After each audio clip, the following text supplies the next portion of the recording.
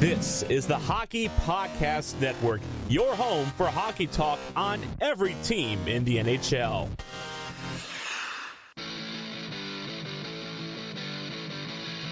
Hey, sports fans, Christmas is come and gone and the Super Bowl is quickly approaching.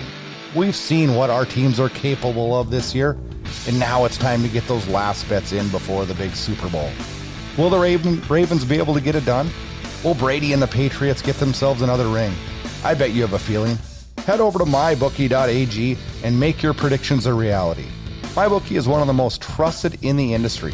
If you're looking for a sports book to make your bets for the bowl games, MyBookie is where you want to go. Football not your thing?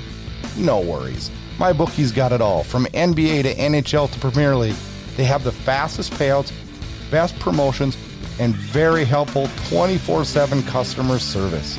You could even pool your bets together for bigger payout. Let's say you have a couple big favorites this week. Parlay those wagers. You can bet multiple games together, and if they come through, you win big. MyBookie has more lines, better odds for the player than any other sports book out there.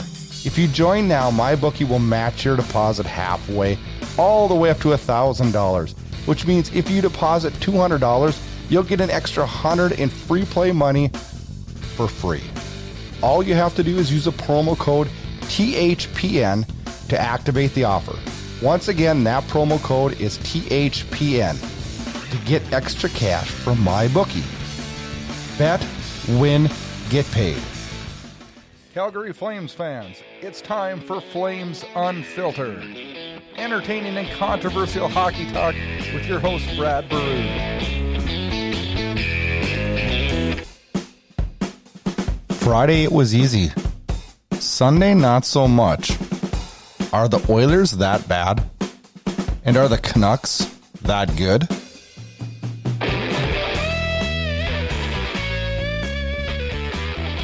Good evening and welcome to episode 27 of Flames Unfiltered. I am the host of the show, Brad Baroud, and Rivalry weekend's done with a split. I don't know how I feel about that. Tonight I'm a little bit disappointed. As we record this just minutes after Calgary drops a 5-2 disappointing loss to rival Vancouver at home at the Saddledome. It was disappointing. What wasn't disappointing was Christmas. I had a real nice Christmas with my family, and I hope you did out there in Calgary land too. That's what Christmas is about. It's about spending time with family and friends and getting together and kind of taking a step back from the realities of life and enjoying the things we have to be thankful for.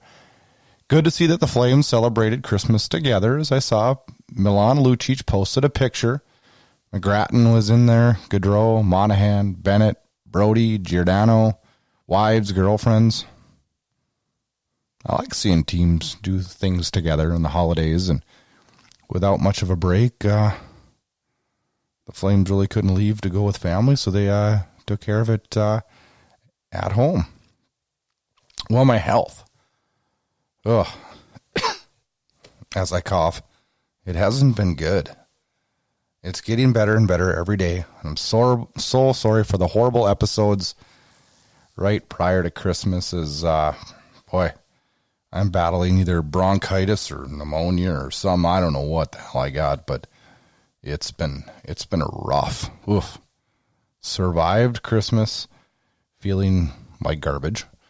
And I really apologize for those two episodes. I had to grit through those two episodes. Really, really hurt.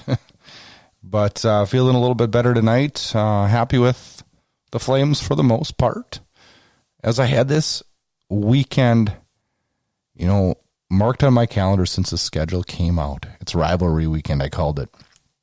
Right after the holidays, teams seem to have the schedule where they're up against their rivals, and I marked this one on the calendar because we had Battle of Alberta, Edmonton on Friday night, and then Sunday night, the Vancouver Canucks come to Calgary.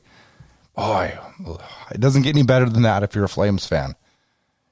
On today's episode, we are going to review Rivalry weekend. We'll talk about that Oilers win. We'll talk about that Canucks loss.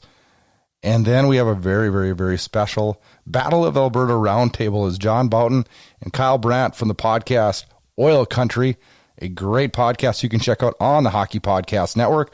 We get together and talk Battle of Alberta, Flames, Oilers, and a little bit about the Pacific Division too as a whole. Then I'll go into Harvey's Doghouse, fan question, and then preview the New Year's Eve game here at the Saddle Dome when the Chicago Blackhawks come to town.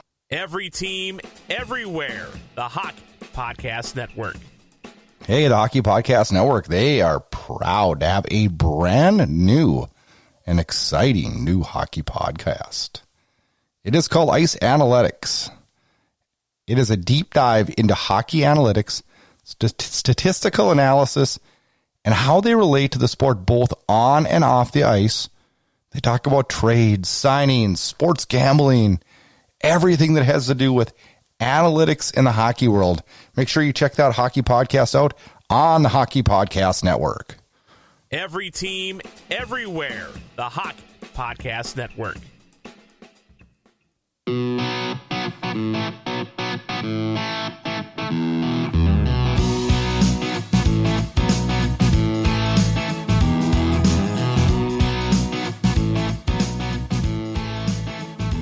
Okay, Flames fans, it's time to recap. Time to recap what I tabbed as Rivalry Weekend. Hopefully I can get through it without coughing and hacking up a lung on you guys. All right, Friday night. Calgary takes a trip up to hated rival Edmonton. And you know what? Calgary wins 5-1, and I couldn't be more happier with the score. But I thought as a whole, and I don't know what you guys think, but did this game let you down a little bit in the fact that it lacked intensity? There was no grit at all. Lucic, Neal, no factors. I guess that doesn't surprise me all that much. Now, the good news, though, was the final score. Did you know the Flames are 29-16-3 this decade versus Oilers? Now, that's good news, too, huh? Well, it started early on Friday night as Andrew Mangiapane scores his 8th just 11 seconds in. And you know what? This is a goal that Lindholm and Tkachuk started this whole goal. Lindholm with the assist on it, his 14th. Then at the 11:39 mark, Tkachuk gets his 15th. Mangiapane with the assist. Calgary's up 2-0, man. Things are looking good.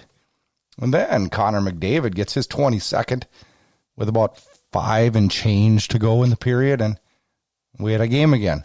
Now, it wasn't a Connor McDavid goal that you usually see. It was a tip-in. It wasn't his rush where he seems to get those rush and goes wide on our defenseman all the time and scores. And I hate watching that. I don't know how many times we see that highlight from last year and the year before. And God, it just, ugh.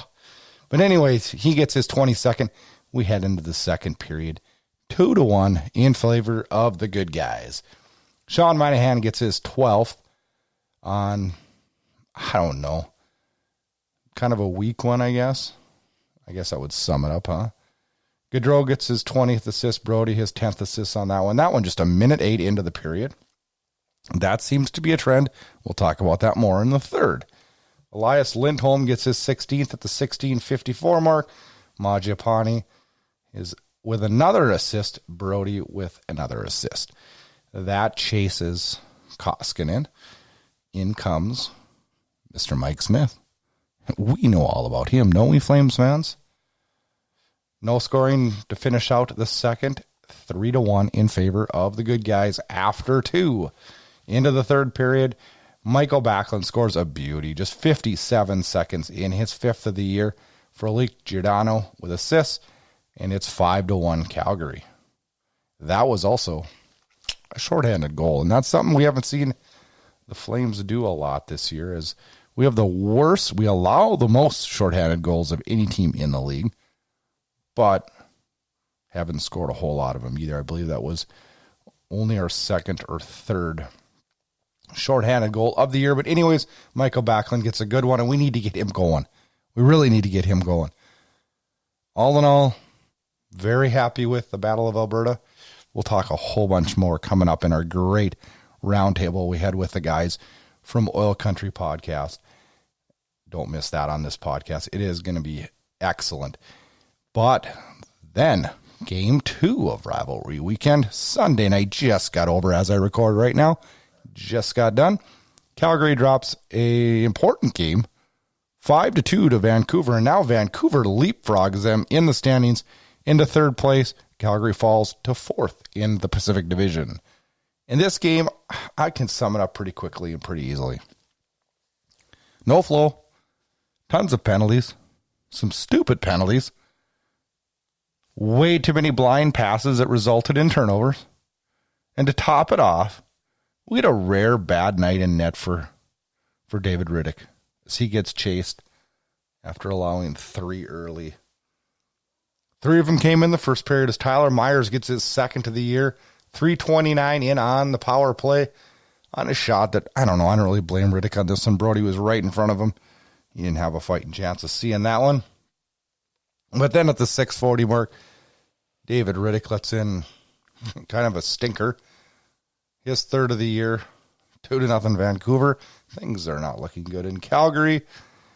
Then Jake Virtanen gets his 12th from Tyler Myers at the 10:52 mark. We're halfway through the first. It's 3-0 bad guys, and David Riddick takes a seat on the bench for Cam Talbot.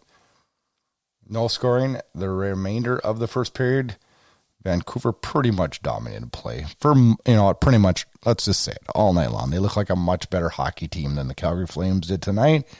I don't know if it was just the night or what exactly it was, but Calgary was struggling. Rasmus Andersson in the second period at the 18:36 mark gets his third of the year. Monahan Tkachuk with assists. Rasmus Andersson was very engaged all night. I was very, very, very happy with Rasmus Andersson's play. That end of the second, it's 3-1. There's a little hope in Calgary, a little bit of a scrum at the end of the second. We thought, hey, that's going to bode well. Usually that gets everything sparked and things get going. Not so much. As Tanner Pearson, 6:14 mark, gets his 10th of the year. 4-1 Vancouver. Noah Hannafin adds one at the 19:02 mark, his 4th of the year, on a weird play where Demko just flat out got spun around and was facing an ass way. And Noah Hannafin pops it in, was basically an open net. 4-2. Tanner Pearson adds his 11th, his second of the period at the 19:35 mark on empty netter. 5-2. And the Canucks go on to win it 5-2. And what was really pretty disappointing of an evening, I thought, for Flames fans. I don't know. I just wasn't happy with the team's effort tonight. I really wasn't. I thought they just looked lethargic, slow, and definitely not the way I wanted to cap off Rivalry Weekend. Inside Edge Hockey News. Bringing you inside the game. All right, Flames fans, this is a very special feature in the podcast tonight, an interview I had. We'll call it the Battle of Alberta Roundtable. I had Jon Boutin, Kyle Brandt from the Oil Country Podcast, which you can check that podcast out twice a week on the Hockey Podcast Network. They joined me this early evening tonight, and we had a nice discussion about the Flames-Oilers rivalry, the Battle of Alberta, the game on Friday night, how the Pacific Division is Arizona for real, who are contenders, who are not contenders, who do they hate on the Flames, who do I hate on the Oilers. Give a listen. Great roundtable. Thanks, John and Kyle, for joining me. It was a pleasure talking with you guys. Well, Old Country, we just got through that brutal 5-1 game against Calgary there the other night on Saturday. So we brought on Brad from Flames Unfiltered to do a little recap with us and discuss that monstrosity of a game. So, Brad, lead us off. What did you think about your team's performance? Well, anytime you can get off and get a goal 11 seconds in, it sure helps. Playing from behind is killer. And it seems like Calgary played from behind, the first quarter of the year, and honestly, if you look back in previous years, Edmonton traditionally has jumped off on Calgary and scored early. So it was a nice little change. Yeah, I kind of thought that we had Talbot in net, actually, considering how fast you guys got the lead. And actually, you guys got a goal pretty much at the starting minute every period. I think one was a minute 6 and one was 57 seconds as well. Our kind of roles have reversed completely so far this season. It's been a little bit of a weird year for both Calgary and Edmonton, and weird in different ways. Is I guess you're right. Everybody expected Calgary to come out of the chutes a little bit, not a little bit, a lot better than they were, and it's been a nightmare of a year in Calgary. And finally, now I feel like I see a little bit of light at the end of the tunnel, and hopefully it can continue. And as for Edmonton, I think isn't this like the first time this year you guys have fallen out of a playoff spot? It is. Yep. Just slipped out here, but and yeah, it's been a tough go for us. It's kind of been the tale of two tapes a little bit. Yeah, it has. As far as our two teams. But what do you think as far as Calgary goes? What do you think's been the big reason why that turnaround has happened?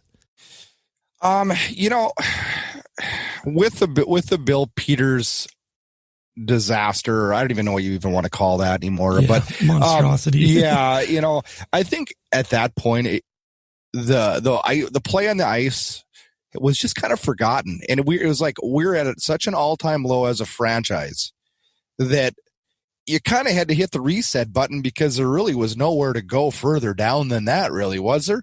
And so we put together a couple of good efforts, got some points, and then rattled off points in 9, I believe it was. And anytime you do that, it's easy to jump up the standings quickly. And crazily, the Pacific Division didn't get out of reach when Calgary was terrible, so they were able to pull themselves back up into that borderline playoff spot and kind of turn it around. And I think that was one of the biggest issues with Edmonton, is like we obviously had that really hot start, which is awesome, first in the Pacific through 10, 15, 20 games.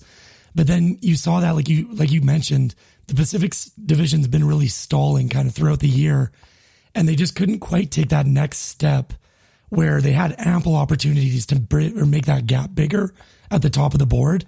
And now you're seeing where that starts kind of holding us barely in it. But if they were able to take that next step and build that 6-8 point gap, we'd be in a much better position than we are right now, which is, grateful for that start, but a little frustrating when you look back on those opportunities that we weren't able to capitalize on. Yeah, absolutely. But, you look at the Pacific, and this division's been a jumbled mess all year. It has been. All of a sudden Vegas is in first, and I thought a couple of weeks ago, I was like, all right, finally Vegas is struggling. For the first time, we can finally say, Vegas is struggling, and now they're up to first again. And I don't know. It's just a really, really back and forth. And quite honestly, Calgary or Edmonton, in my mind, both could win the division and could both not make the playoffs. Absolutely. And it's nuts too, because you still have the Sharks that are obviously struggling, but everybody knows that team has a ton of talent. Like I've still been kind of waiting for that team to turn it around, and I'm looking right now, and they're only 7 points behind us. Yeah, with a game in hand as well. So anything can happen in the second half. It really can. But it is a very hard division to predict. Yeah, really the only two teams that I think are out of this is Anaheim and LA, and I don't even know if can you even write them off yet? I don't know. I guess probably, but I'm pretty comfortable with LA. Anaheim, I'm fairly confident as well, but you never know, I guess, right? Yeah, I'm pretty comfortable with both those two being history, but boy, if you don't know though, they've haunted both our teams in the past, haven't they? Absolutely. Sorry, go ahead, Cal. My voice is just a mess right now. Jesus. You sound like I did last week. I couldn't even hardly. It's bad. Yeah, I couldn't even function. John, I'm sorry, buddy. Just to add on that, right? Like Vegas was last place, weren't they? Like to lead off the year here. Like they were, like you said, Brad. Like they looked like they were kind of out of place, like in shambles, and it seems like every team has kind of had that time so far this year where they've been hot and then been not, right? And there's just been no consistency except for maybe Arizona and then more recently Vegas. I don't really have a point here. I'm just kind of rambling, I guess. It's just a interesting, exciting division to watch. I want an Oilers perspective on Arizona. Do you guys think this team is like for real, or are you waiting for them to like fall off? I personally think that they're for real. I think it's been a rebuild that's been coming for 7-8 years now. That's finally starting to actually pick it up and show the team that they are going to be over the next 5 years probably here. I've been a huge fan of Dvorak growing up back when he was in London playing for the Knights there. I was excited for his career in the NHL, and he's starting to really fill out as that second line center behind Schmaltz, and now bringing Hall onto that roster. I think that they do have a chance to make a push this year. I don't think that they're necessarily a contender, but I think in probably 2-3 years time, I think that's a team that I'm happy is going to be moving to the Central Division. You know what? I guess I agree with you on that one. I think they're definitely in the mix here, and then I'm not saying that I think they're going to fall off, but like we just said a minute ago, they probably are the only team that hasn't had a real struggle point. I guess they've lost their last 2 and are 4-6 in their last 10, but I mean, they really haven't went on a skid this year, and probably why they're sitting in second place right now. They've been pretty consistently right around that 500. Like, yeah, there's kind of a week or two here and there, I guess, but they've been one of the most consistent teams, like both you guys said. And I've got to be with Kyle and you as well, Brad. Like, I don't know if they're legit cup contenders. Like, it's really tough to look at those teams in the East, like Boston and Washington, and put Arizona in that conversation.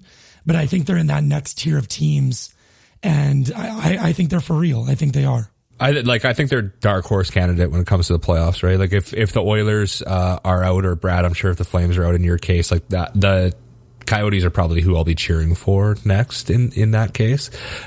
Just for the story of kind of just this franchise that's in shambles, kind of struggling to get arena deals and can hopefully turn it around and make an impact down there, right? So it's interesting to me, like they seem like they're built so well in the sense that they've got a very good mix of young talent, very good defense, good goaltending, and veteran leadership as well, right? Like you look at that team and it's not really, they're not young, they're not too old. You know, they're experienced and they're very well rounded. They're not a great, super high scoring team, but adding Phil Kessel, who obviously hasn't been a huge goal scorer this year, but is slowly starting to piece it together. And then obviously the big Taylor Hall trade, that's some potential that if this team starts scoring more, they could be a lethal team. Well, then, like a lot of that, like you have to credit John Chayka, right? Like he's been an incredible general manager for Arizona and obviously deserved that extension that he received earlier this year. Because like that age on that team and that, you know, it's not an old team. It's not a young team, like you said. And kind of a lot of players are entering their prime right now. That's to do with how that team was drafted and built. And now all those players that were, you know, stuck in the AHL when that team was struggling 5, 6, 7 years ago are now all coming out of the AHL. And now their farm is stacked. They have the ability to make moves to go pick up a Taylor Hall because they built the team properly, right? Things that we could only wish we could do as Edmonton, right? So, you know, when we talk about the word contenders, where, this is probably a crazy question to ask, but I'm going to ask it anyways. But do you consider Calgary and Edmonton contenders? I consider Calgary a contender. I don't consider Edmonton one at all. I mean, before the season started, me and John were talking about the Oilers pretty much being a bubble team at best, that we were looking for. That's kind of where I had Edmonton also, as a team that, you know, I mean, is right there, but they're just missing a few little pieces. And I think we saw that on Friday night as, you know, your goaltending kind of didn't, well, shouldn't say kind of, it didn't help you at all on Friday night's Battle of Alberta match 1. But I think though with the Oilers, like a lot more of our issue recently has been the team as a whole unit not playing defense properly. We've seen like Tippett's system come in at the beginning of this season and obviously was pretty effective. And the team, you could see how they played in their own zone, right? Like if they would be patient, wait for the opponent to make a mistake, and then attack relentlessly, putting 2 men on a player consistently to make that puck turnover. And now you see like they come into our zone and they're able to set up, and the forwards aren't attacking, the defense let players behind them. I don't blame the goaltending so much. I mean, Koskinen's probably been our brightest star so far this year, outside of, you know, the duo McDavid and Draisaitl. But yeah, maybe in that game in particular, it didn't help us. Koskinen definitely had a couple soft goals for sure in that one. He did. So you guys are more fans of Koskinen than Smith then? Is that an easy... I'd say yes in general. To elaborate on that a little bit, I kind of break down our goalies, and I'm sure for this 1 point, Calgary fans will be very familiar and probably agree with me on this one. Smith is the guy, I look at him where he's going to have really rough stretches. Yes. But when he's on, I think his ceiling can be higher than Koskinen. And Koskinen's kind of more of that steady middle ground where he's going to have really good games as well, but maybe not get quite as hot. But it seems like he's very much less susceptible, to that, those droughts that Smith seems to have. So, I'll be completely honest on the Smith thing. When I saw that you guys were getting Smith, I was jumping for joy. I don't blame you. I agree. He, and you know what? Honestly, he was our best player in the playoffs last year. Yeah. By a mile. But he finds a way to make it so easy to get mad at him. He just, I don't know. When he's struggling, boy, he is bad. And you're right. When he's on, but I felt like when we needed him last year, minus the playoffs, he wasn't on when we needed him to be. Well, Smith in himself is just such an emotionally driven goaltender, right? I know we've talked about this on our podcast in the past, and I've mentioned how I don't necessarily like his emotional outburst at our own defense sometimes, but saying that too, like that's to do with his consistency. You can see when he is doubting himself and he's not playing with confidence compared to when he is owning his crease and not letting anything past him. I think he needs somebody pushing him. I don't know. It's such a weird thing. He's been like that his whole career though too. So it's not a new thing. It's a weird dynamic. Yeah. It's because he can be an absolute stud boss, putting a 940 up and then putting up an 820 the next night. Going back to Friday night's game, where do you guys put the level of intensity in the game? Did you guys feel it lacked a lot of intensity? Oh, fuck yeah. It was honestly like, I know the score, like once it gets separated, the fire's kind of less there. I guess obviously the Edmonton players are pissed off. But still, you would think that drives it more too, though, John, right? Come on. I would think. And I the one thing I will say is both teams are coming off the holiday break. So not to give excuses, but I hope that that's the case and we're not going to see the next 4 games of this series like that. Because it was like last year there was times, and most Battle of Albertas, there's the odd game that's kind of a stinker, but most of them there was a lot of fire and a lot of pushback and a lot of, fighting and chippiness. I felt like we were playing the Florida Panthers. Yeah, no, I completely agree. I did. I just was like, come on. Like, there's not even there was nothing. There was like no pushback at all. And like the whole, I don't know if I want to even get into the whole Lucic Neal deal because I feel like we have to. Yeah. But I was going to ask you about it coming up here anyway. So okay. But do you guys feel like this game completely proved how irrelevant that deal was? Potentially. I think it's interesting. Like you would have thought, especially with it's not just those two, right? Like you're talking about Neal, Reeder, Talbot, and those two. Like there was a lot of changeover between our two teams. And I'll be honest, I was coming back from Lake Louise, so I was streaming it on my phone for the first period and a half. So I may have missed some stuff there, but did Lucic even really have any type of altercation at all, like in front of the net or anything? Did I miss that? No, you missed nothing. And Neal, not that he's as fiery or as a physical of a player as Lucic is, but it's not like he's still a power forward and gets into the chippy areas. And I didn't really see much from him. Obviously, you're not really expecting anything from Reeder, and then both goalies are on the bench, but you would have thought there'd be at least a little bit more drama there. There was no drama. And I just wanted a good hockey game, but part of the fun and part of the intensity of Battle of Alberta is a little bit of fire, a little bit of chippiness. I was waiting for Cassian or even Sam Bennett or somebody to just do something. Yeah. But we saw nothing.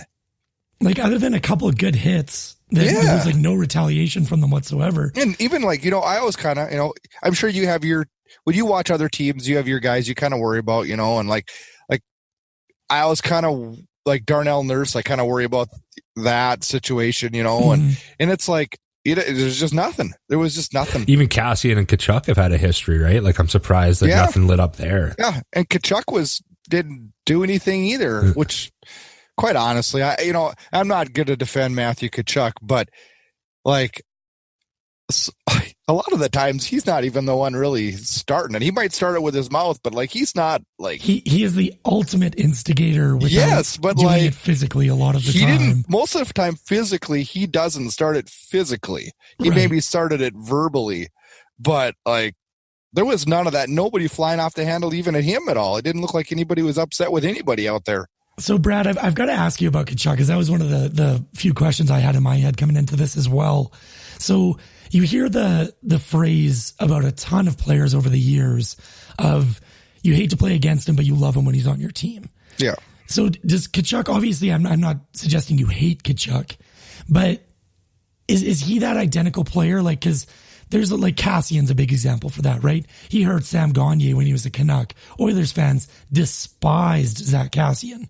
Now he's a fan favorite, and he does some questionable shit that Oilers fans will defend to their deathbed. Is that the same with you with Tkachuk, or do you look at it more of there's some shit that's kind of out of line and you're like, he shouldn't be doing that? Okay. I got to ask this. Funny you asked this, because I got asked the same thing last night, and it was more directed towards the initial Tkachuk Doughty elbow. Right. Okay. I loved it. And that sounds crazy. I loved that situation. Has Matthew Tkachuk got himself into a lot of situations that I've been kind of frustrated with him? Yeah. Like, I like Matthew Tkachuk, and I think he drives the bus to an extent in Calgary, but I think it's been overblown quite a bit, and I think it's been overblown quite a bit in the Calgary market. I think Matthew Tkachuk is a good player. I don't think he's a great player. Right. There's a lot of times I get frustrated with Matthew Tkachuk because he looks like he's lazy. I was very vocal last year when him and Johnny Gaudreau, and that's a whole nother story, but were vocal with the officiating. I think you can do that, but you can't do that every play. I think that looks bad, and I think it hurts you on getting the calls. You've got to pick your spots a little bit. You do. You got to pick your battles on that. And I think Matthew Tkachuk, I'm really glad he's on the Flames. Don't get me wrong. But I do think there's times where I get frustrated with some of his antics, I guess. But I also love the fact that he does stir the pot.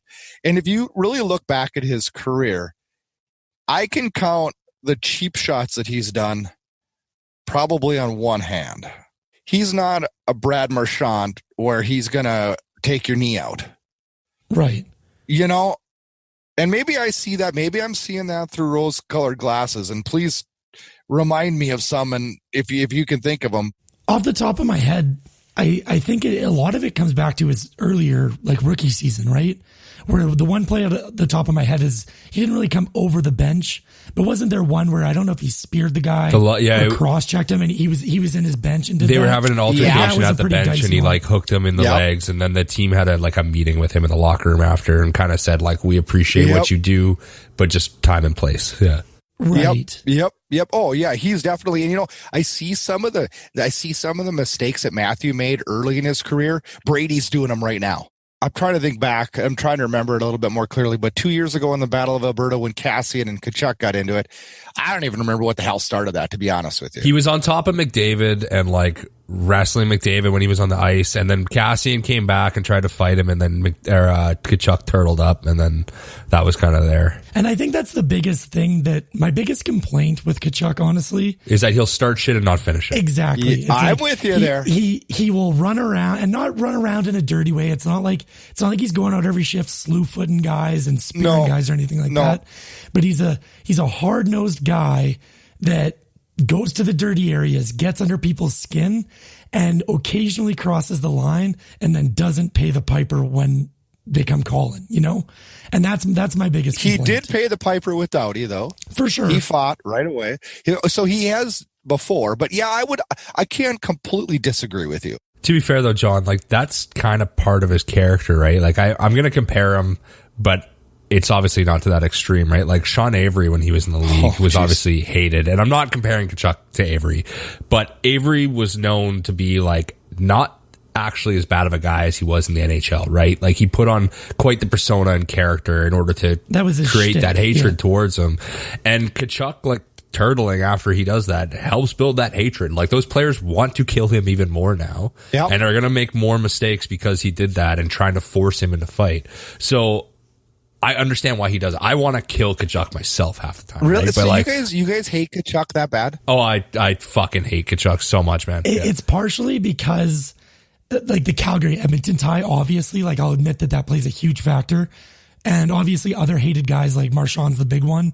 We play him twice a year. Yeah. So but how do you, straight up, I would have loved to have drafted him over Boone. I wish we did one obviously pick earlier. Kind of hindsight is 2020 situation. Absolutely. Yeah. But yeah, I despise him. He's my least favorite player in the NHL. Really?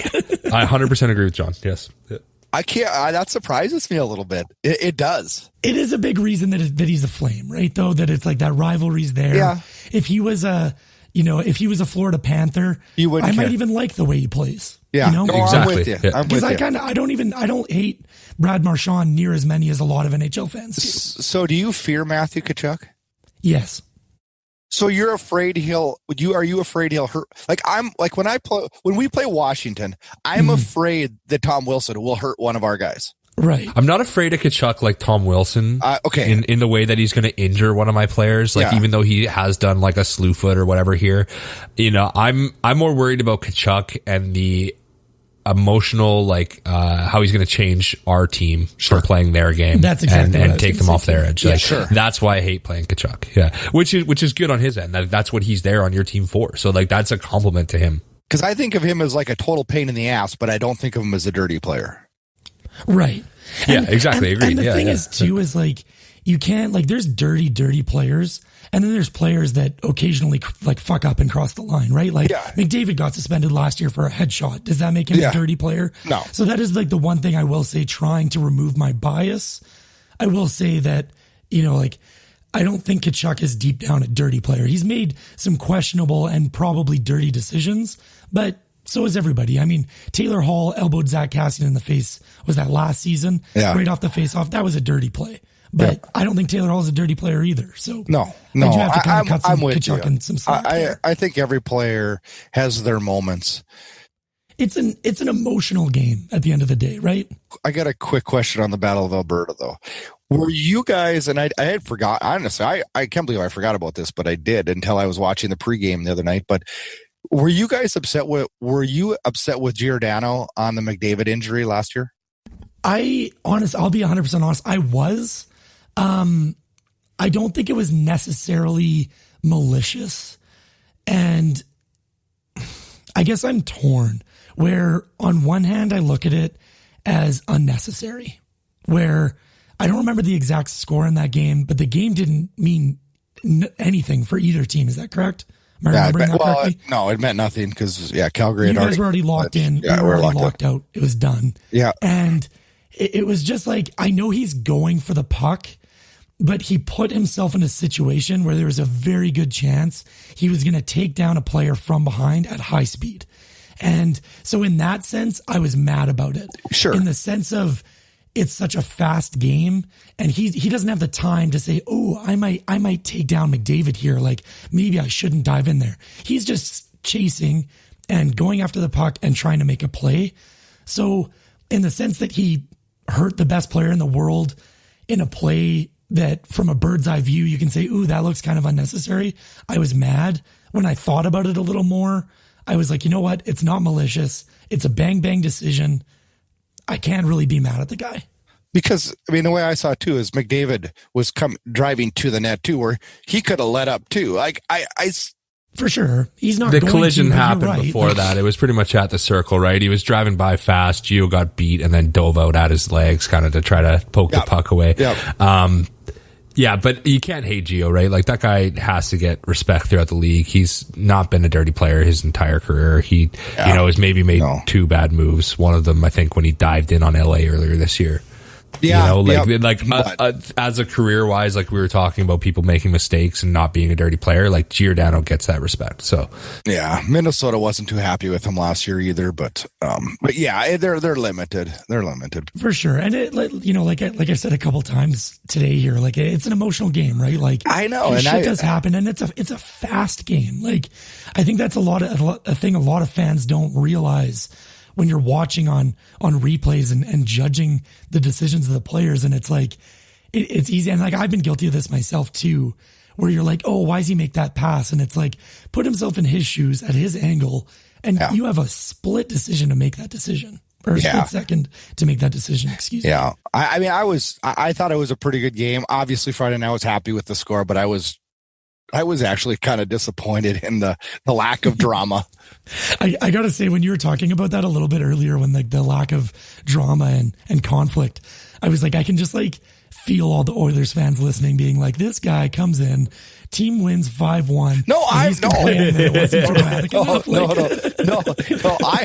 happy with the score, but I'm also smart enough because every time I've talk shit after my team's won, like I got to do this 4 more times with you guys. Yeah.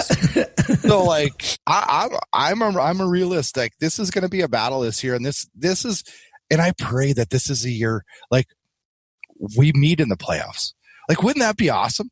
Like I have friends that be like, well, you got it. Don't you just hate the Oilers and want them to lose every game? Like, yeah, like I hate the Oilers, but like, God, how awesome would it be for hockey and Alberta to have this? I mean, it would be gong show. Agreed. I cheer for you guys there's until we meet up with you in the playoffs, and then we sweep you. That's pretty much like all I hope for. I'd be scared as hell to play you guys, even though I think we're a better team than Edmonton is just right at this point.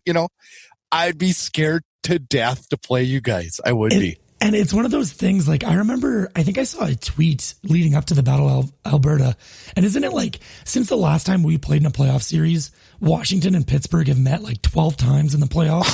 I think so, and it's just like, I feel like our fans are kind of robbed of that. Like, it would just be such a rough and physical series and just so fun to watch. I mean, I'm with you. I'd be terrified in the sense that it would be one of the hardest series to lose other than like a Stanley Cup final. Oh, where we're so close geographically. We have a lot of Flames fans in Edmonton and vice versa. Oh yeah. So it's like, if your team loses, you've got at least a year of just free chirps flying at you for that. You know what would be fun to do? If you couldn't get tickets to go to that, it would be fun to go to a bar in Red Deer and sit and watch that game. They should do a big, like, at the Centrium or something in Red Deer. Have a viewing party and half Oilers fans and half Flames fans. Oh, jeez. Send like 10,000 police officers there. One final question. Yeah. Yep. What other team in the Pacific Division do you guys like totally get up for? Like hard on for? Like, are you like pumped to watch? Who else are you pumped to play? Calgary's rival with Vancouver is almost, in my mind, as big as it is with Edmonton. We're definitely rivals with them too, but I would say your guys' rivalry is more intense than ours and Vancouver's is. Vancouver for sure. I would say, as far as assuming the good Oilers team shows up, I will never get tired of beating Anaheim. No, me either, but we don't ever beat Anaheim, it seems like. Yeah, it's kind of 50-50 with us, but and not even just the playoff series a couple years back with us, but honestly, just everything about that team, other than their old Mighty Ducks logo, I hate everything about them. So there was a while there, like, now that they're not as good, the Battle of Alberta intensity is heating back up again. But there was several years where I legitimately hated Anaheim much more than Calgary, much more than Vancouver. Like, it was hands down, I hated them the most. Probably because of Corey Perry. Corey Perry and Kessler for sure. And Getzlaf. Even Getzlaf, like, I love the way Getzlaf plays. I hate the stuff he gets away with because the refs just have the most raging hard-ons for that guy, and it's ridiculous. Like, it's baffling. Well, that entire team's strategy was just like, let's consistently take penalties so they can't call us on every penalty. Like, that seemed to be their fucking game plan. Yep. Oh yeah. What about, so you would say Vancouver, to flip that question on you? For sure. Yeah. Yep. To me, it's honestly, you guys, and I'm not trying to be a smart ass or anything, but like, just with the way the Edmonton Calgary's been in the last couple of years, like, I've been more jacked for Vancouver games. It's probably because I got a really good friend that's a Vancouver Canucks fan. Fair enough. And that amps it up a little bit For too. sure. But so I'm really pumped for those games, but I'm also, I mean, Battle of Alberta, like, how do you go wrong? I mean, that's where it's at. And but yeah, Vancouver and Edmonton are definitely, in my eyes, Calgary's biggest two rivals. Pacific Just Swim. that Western Canada, obviously, Yeah. kind of geography helps, but there's been some heated shit over all three of those teams for quite a while. But luckily, the Oilers, I mean, even though they're struggling a little bit here, we're not decade of darkness. So hopefully we see this Battle of Alberta continue to ramp up, and both of our teams are I hope so. I hope so. God, can you imagine if we got to do shows this year, if we were in the playoffs? How fun would that be? I'd be happy for it, man. I got respect for like the Flames. Like you said, we can have mutual respect and hope for good hockey in Alberta. Absolutely. Well, we'll see what the plan is for the network guys once playoffs start. But honestly, I was kind of thinking of this, like a knock on wood, if the Oilers make it in, especially if it was against Calgary. Doing playoff series. I'd honestly love to do like game recaps every game. Yeah. Just because like playoff hockey is just so intense. You could easily do a whole episode on each game. Oh, absolutely. Absolutely. Yeah. And then preview the next one, obviously, a little bit, but that'd be great. Yep. But yeah, I think we'll leave it there. And congrats on the victory, and hopefully we get you next time. It was a very big pleasure talking with you, Brad, and we'll catch you in a little bit under 2 weeks, I guess. Nice talking with you guys, and let's definitely do it. It's fun. Absolutely. Perfect. Talk to you later, and take care, Brad. Yep. Thank you. See you, buddy. NHL news, opinions, and controversy. All right, Flames fans, it's time for a little bit of Flames news as we talk about happenings in Calgary world. A couple little things to talk about this week. Dustin Wolf, Calgary prospect, Team USA and the World Juniors had a strong performance in relief on Friday, I believe, Friday or Saturday against Germany. So he stepped in and had a really good outing. Just so you know, since Jeff Ward took over, 9-4-1. Actually, it changed now after tonight. No, actually, 9-4-1 in his first 14 games. That counts a loss tonight. Damn it, I had to get it in there. Alan Quine. We saw him a little bit in Calgary last year, a little bit this year. Is he going to take a spot to maybe a Jankowski later on in the year? We'll see. But anyways, Friday in San Jose, Alan Quine playing for Stockton in the American Hockey League. 3 goals, 3 assists, 6 points in an 8-1 win for the Stockton Heat. And they continue to have a very, very good season down on the farm. Tonight, Sunday night, at the Saddledome, the legend Mika Kipper was in the house. So great to see one of the Calgary Flames' greatest players of all time. I know he was one of my favorite. Have a jersey of his hanging right behind me now. I really miss Mika and what he brought to the team. And it was just, he kept you at the game every single night when he was out there. Every team, everywhere. The Hockey Podcast Network. Hey, the Hockey Podcast Network and Flames Unfiltered is very excited to announce a partnership with Gong Show Hockey Apparel. Win great prizes weekly on Twitter at HockeyPodNet. Check it out. Sign up. Win prizes. Every team, everywhere. The Hockey Podcast Network. All right, Flames fans, time for a feature we have called Harvey's Doghouse. This is where I pick on a guy for his recent play. And tonight, I don't know. I just have to do it because he's been driving me nuts lately, and that's Matthew Tkachuk. Bad penalties tonight. I know his second one. I'll give him a break on the second one. I will. But his first one tonight was just senseless. Stupid, immature penalty. Results in a goal for Vancouver. You can't put us down making penalties like that, especially if you're going to be a leader on this team. Seems like his effort's been a little bit low, hanging his head a lot tonight on Sunday night. His last 5 games, no points tonight. He had a goal against Edmonton. Wasn't bad against Edmonton. Wasn't great. He was -2 against Minnesota, no points. Yes, he had a great game against both Dallas and Montreal. 3 points against Dallas, 2 against Montreal. He's a -2 against Pittsburgh. I don't know. Just seems like his intensity level has been a little bit low. Now he's on pace for his career totals that we've always enjoyed in Calgary with Matthew Tkachuk, and we talked about him as kind of being the future heart and soul of this team. And if he is going to be the heart and soul of this Flames team, he needs to pick it up a little bit. He needs to quit whining to the officials a little bit more. And he needs to lead with his attitude and his effort on a nightly basis, not just on a night when things are going his way. He needs to grit through the times when it's not going his way, like tonight. Bear down. Have a positive attitude and work through it. Fan question. Time for the fan question. How do you feel? I got this question like minutes before the game tonight, and I loved it because as I found out about this, I was like, how do I feel about this? But the question was, how do you feel about the healthy scratch Sam Bennett received on Sunday night versus Vancouver? I'll be straight up and honest with it. I didn't like it. I thought Sam Bennett was pretty good in Edmonton. I think Sam Bennett is kind of, in a way, the heart and soul of this team. And maybe I'm being a little bit strong there because we've got to get over this stigma that he has just because he was a top pick, that we got to expect 40 points a year from him. Let Sam Bennett be Sam Bennett. Don't forget he was probably one of our better players.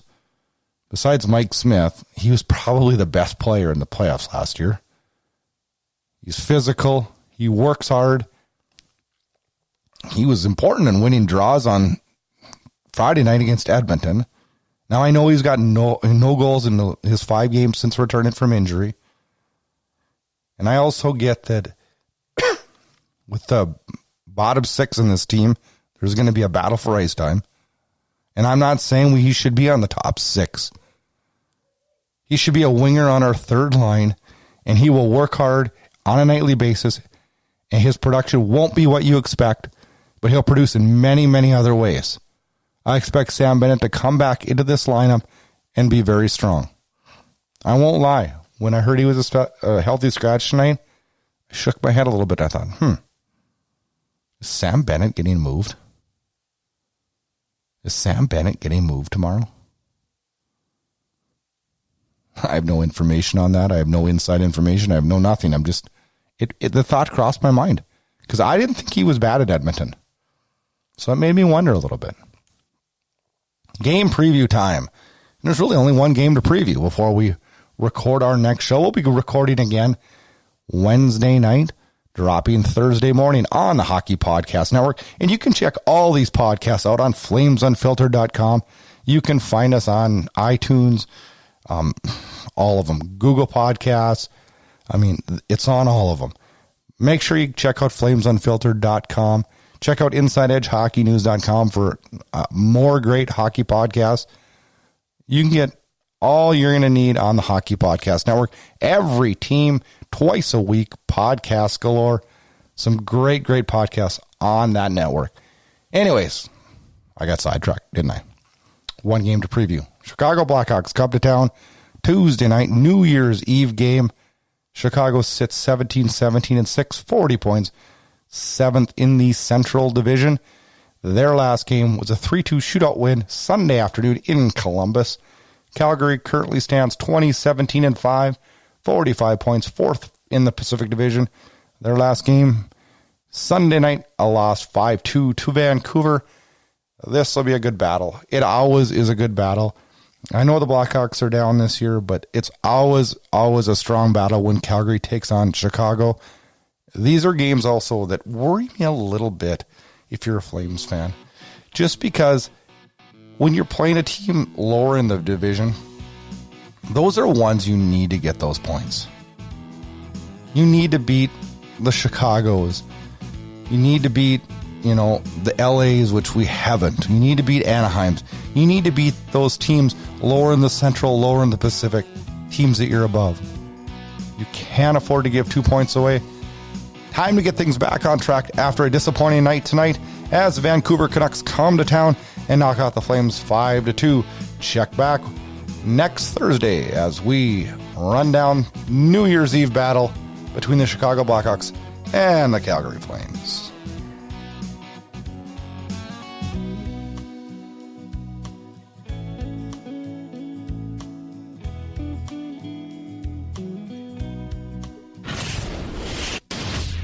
Get connected. Flames Unfiltered can be found on Twitter @FlameUnfiltered. And also make sure you check out our Facebook page @FlamesUnfiltered. Check out host Brad Brood on Twitter @BradBrood. And if you like what you hear, rate and review us on Apple Podcasts. You can find Flames Unfiltered on all the major podcast players. Consider subscribing to Inside Edge Hockey News on Patreon. That'll get you exclusive content and much more. Thanks again and enjoy the hockey. Thanks for tuning in to Flames Unfiltered. Check back for more action-packed Calgary Flames talk.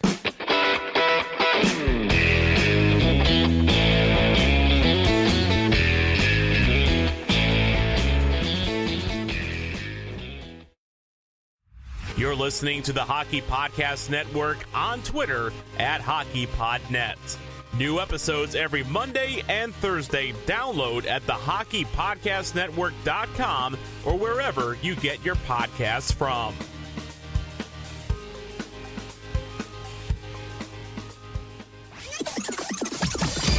This has been a production of Inside Edge Hockey News Radio, brought to you by the Hockey Podcast Network. This production is copyrighted and distributed by the Inside Edge Hockey Media Group.